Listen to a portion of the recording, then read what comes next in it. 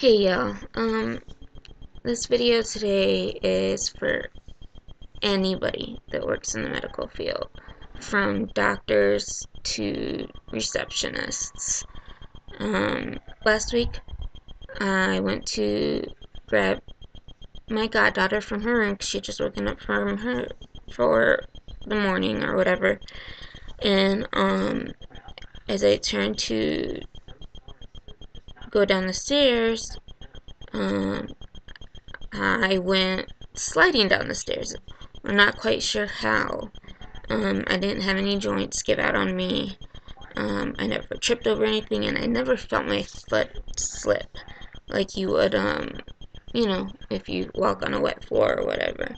As soon as I started sliding, my first instinct was to move my goddaughter over because I did not want to land and put weight on any of her extremities and break a bone or hurt her in any way.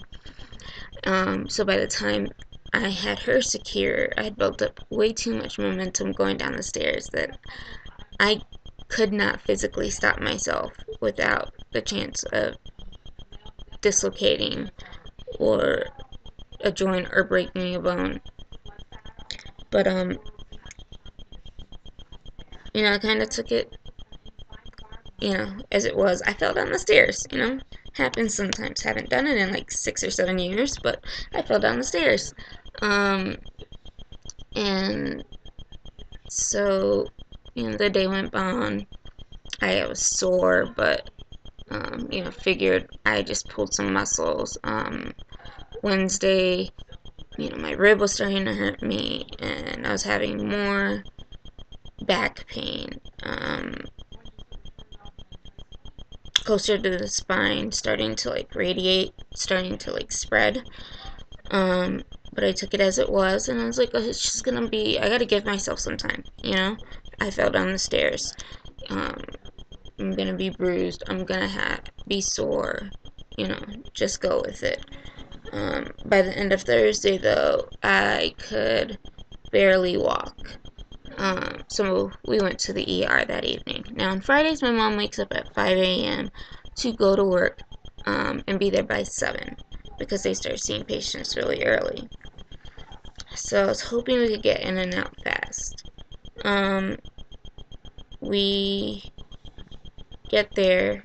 We end up waiting about 3-4 hours.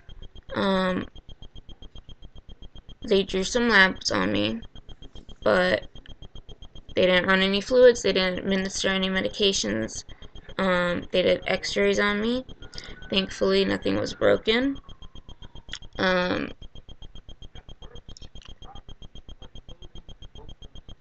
the doctor came in and talked to me about my pain.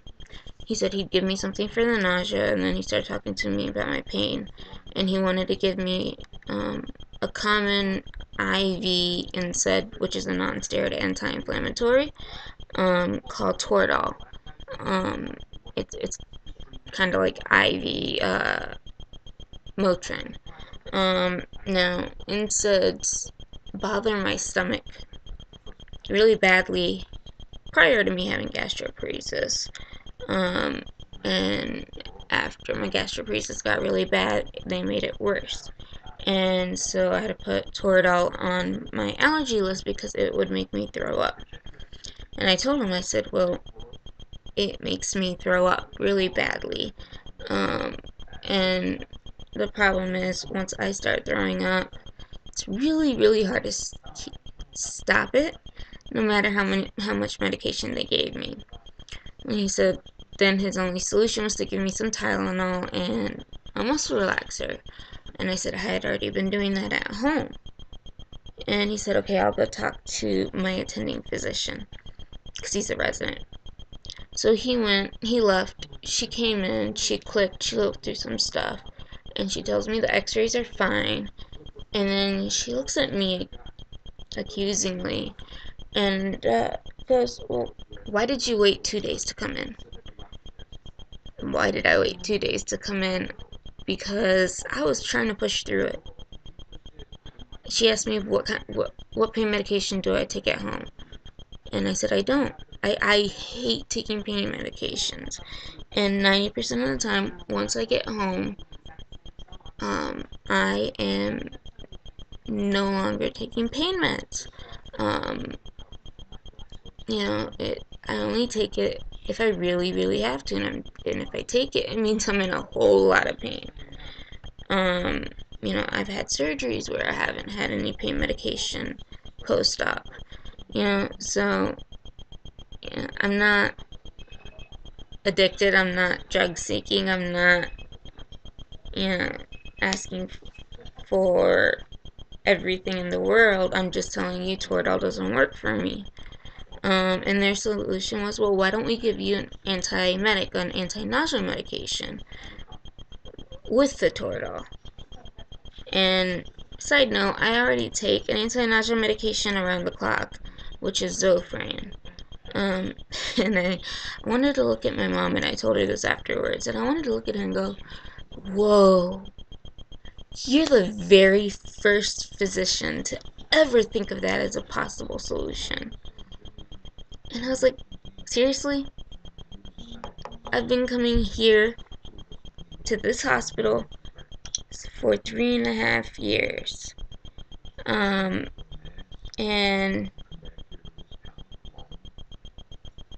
sorry.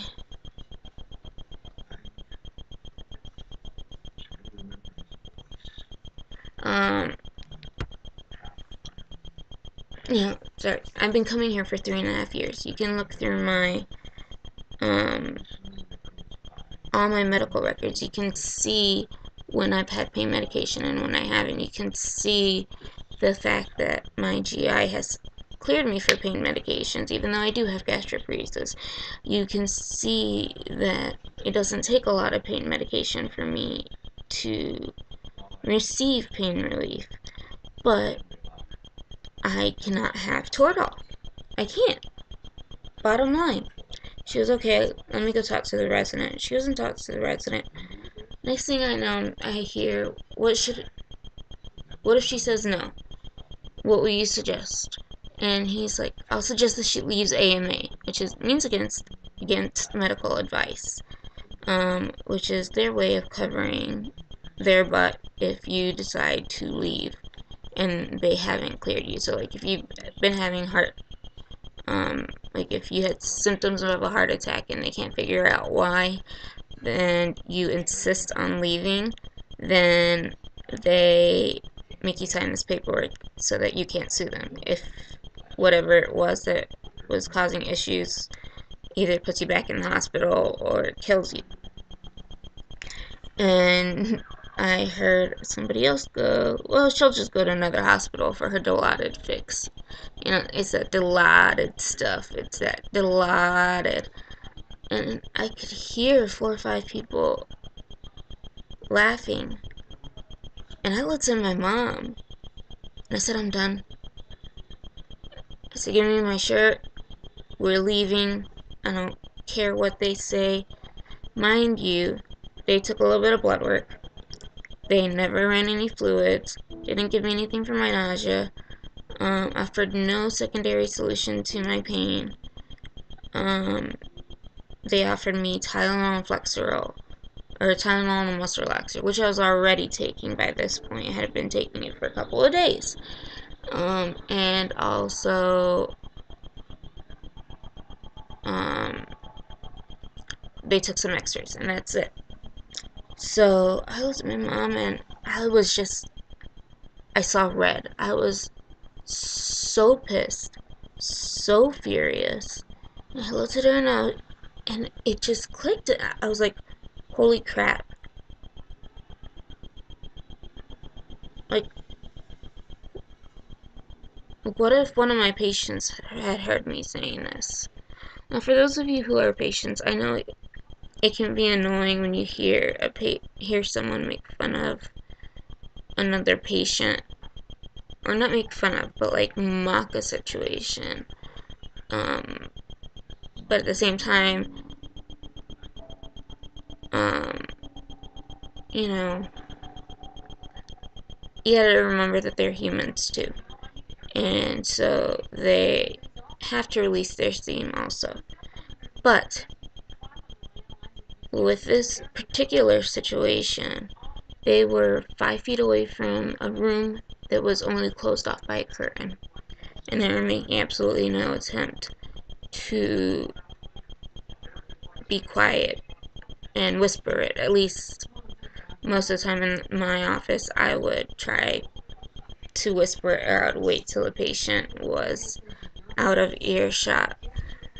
But I looked at my mom and I said, oh my God, I really, really hope that I've never done this to a patient. I really, really hope that, a patient's never heard me mock their situation. Like, for the longest time, I used to think sciatic pain, like the patients complaining of sciatic pain were just, we're just being big babies. But then I got my first sciatic nerve pain or whatever.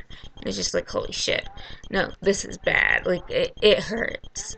So I was furious, and I was just like, I cannot believe that they would do that right outside my room.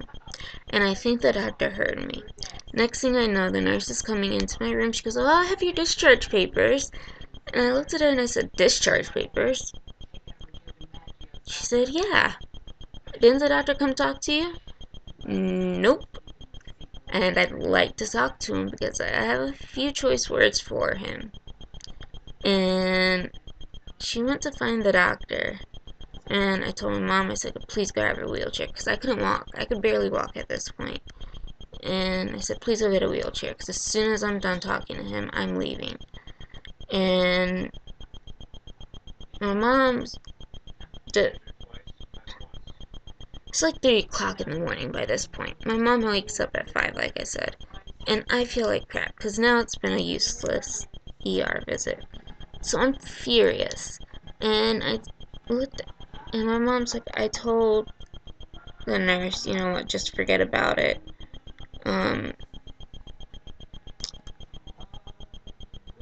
We don't need to talk to the doctor. We'll get his name and, we'll deal with that afterwards. And at that point, the attending physician came walking by, and I said, excuse me, ma'am? And she tells me, hang on. And then she walks by one more time. She goes, one more minute. And I honestly thought she wasn't going to come back. So surprised when she came back. And I looked at her and I said, the nurse just walked in and said that I'm being discharged. And she's like, the resident didn't come in and talk to you? I said, no, he did not.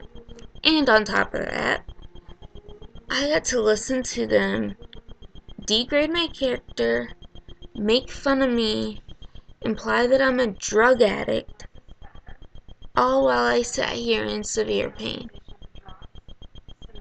So my mom has to be up for work in 2 hours. It's a 30-minute drive home.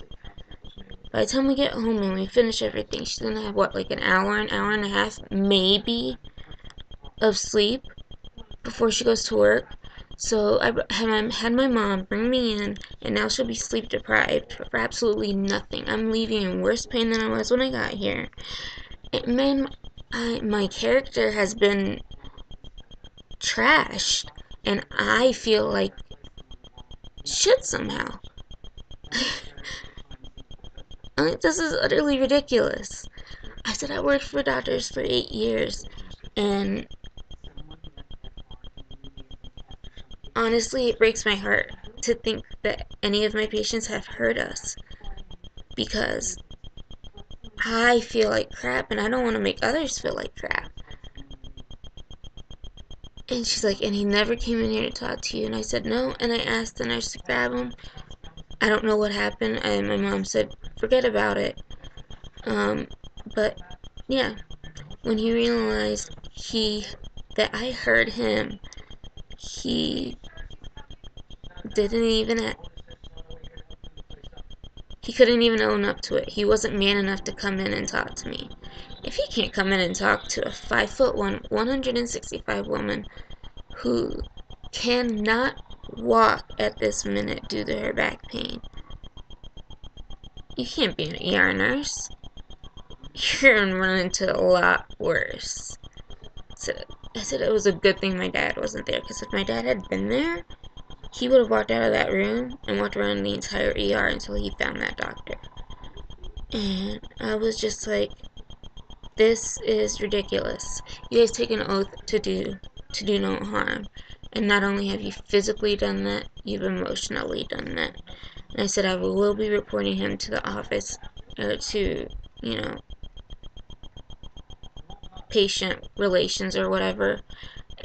And she tried to touch my hand, and she was like, well, I'm sorry, but you can't take Dilaudid. And I swear if my mom had been standing by me, I whipped my arm back so hard, my mom would have ended up with a red mark on her face. But I looked at her and I was like, yeah, and you've offered no help to with this entire situation. You will be getting reported also. And she started trying to talk to me, and I told my mom, I said, I'm done. Let's go. Let's get out of here. Now, as patients, I know it can get frustrating, and things can be taken personally if you overhear a doctor saying something. Having worked in the medical field, I know that you need to de-stress. So I've been on both sides.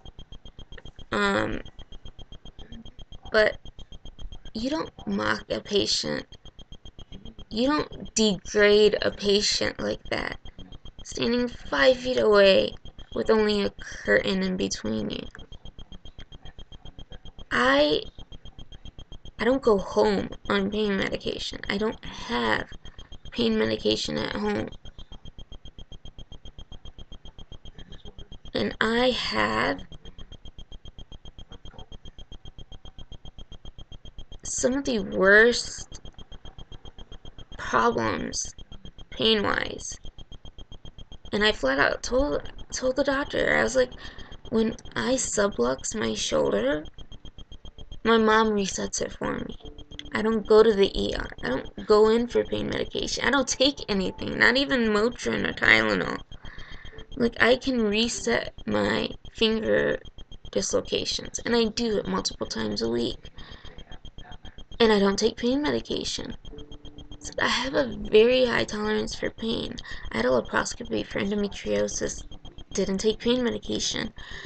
I had surgery here to place a feeding tube.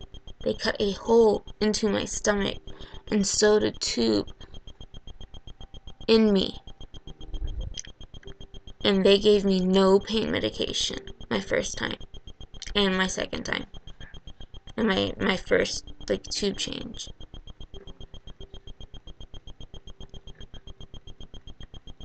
So if this ever gets back to the doctor or the resident, or if you work in the medical field or you're going to be working in the medical field, just know not all pain patients are drug seekers, and it's okay to de-stress, but if you're gonna insult a patient, you better wait till they leave. And if you feel it's okay to insult and degrade a patient, I don't know any other way to put it than to say you better have the balls to be able to come in and talk to that patient afterwards. To any patient in either doctor's office that I've worked in, if I or anyone I know has done this to you, I do apologize. It's not meant to hurt you. It's just sometimes we have to get it off our chest. And, I mean, us as spoonies, we do it ourselves also, But, we just remember that if people can hear you, you gotta face them. And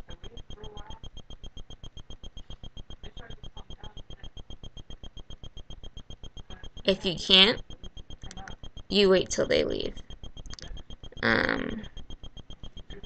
I've informed my GI, I've given him the names, I'm emailing patient relations, and I am also calling them by phone to let them know. I got piss poor medical care, and then on top of that, insulted and degraded and made fun of, and I'm about to be 27, literally. I'll be 27 in 2 days, and I did not choose to be disabled. I did not choose to not be able to work. I did not choose for the only that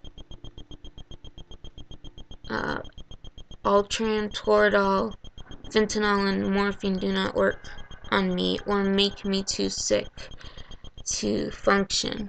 I did not choose to have these diseases, and I do not choose to accept what happened. They really dropped the ball. I should have had an MRI done, and because not even 2 days later, I stopped being able to put weight on my right leg. I can't put weight on my right leg. I can't move my leg at all. It's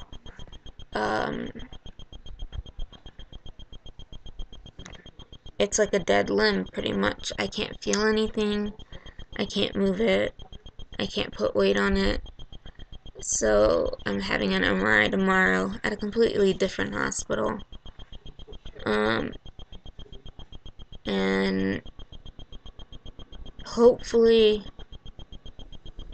it's not anything big. And for their sake, hopefully it's nothing that if it was caught earlier, it could be helped. Yeah, if you've ever overheard your physician or somebody in your physician's office or somebody at the hospital talk about you, I apologize, because I've been there, I've done it. And now I've been on the other side of that. And I know I've been on the other side of it before, but if you want to talk shit about me down the hall where I can't hear you, that's perfectly fine. When I can hear you it just really hit me that I may have done something similar in my many years of working as a receptionist at a doctor's office. So, always keep that in mind, please.